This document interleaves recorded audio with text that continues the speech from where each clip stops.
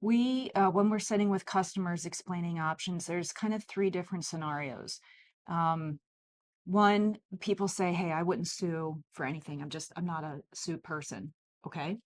But then when we bring up, what about your loved ones, spouse, kids? If you choose limited tort, you're limiting options for them as well.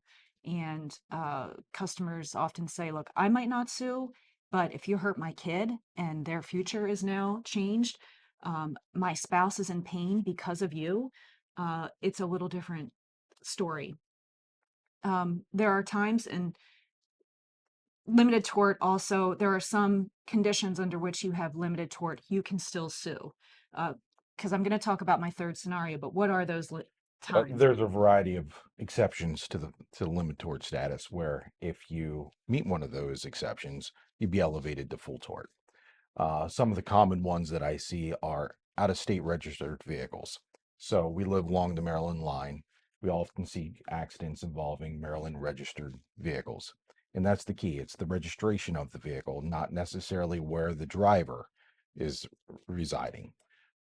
So where we would have a limited tort situation involving an at-fault driver whose vehicle is registered in a different state, you would be elevated to full tort status.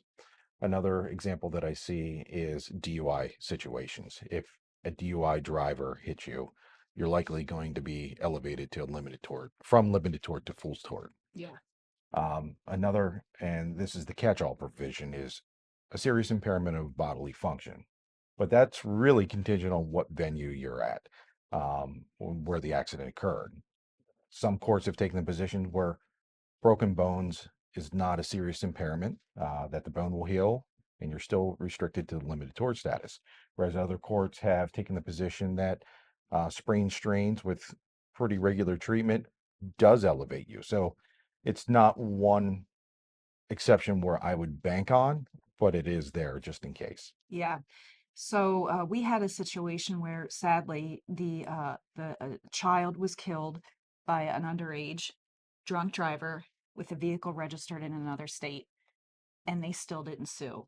So there are times when, if you have those types of beliefs, save yourself some premium, and limited tort might be the way to go. But you brought up, it depends where the jurisdiction is. And when we're sitting with customers going over an auto policy, those variables about a future claim are so unknown and out of control. So I think limited tort limits your options, and full tort gives you options when something really bad happens.